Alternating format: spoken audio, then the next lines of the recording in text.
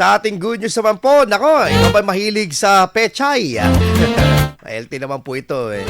Nako, yung pagtatanim po ng pechay po sa may Barangay Tebeng Dagupan City, patok na patok po ngayon sa mga residente. Alamin po natin po yung good news. Ikwento mo, Idol Tita Ronnie.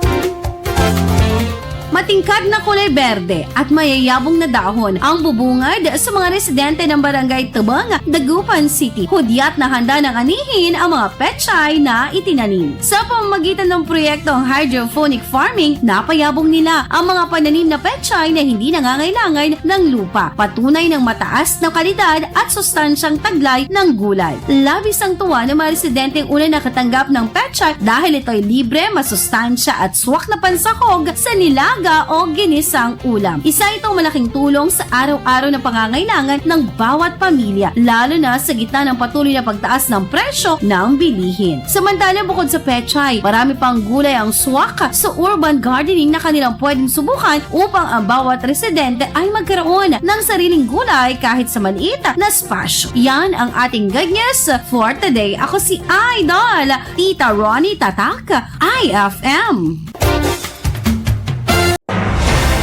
IFM News. IFM News. IFM News.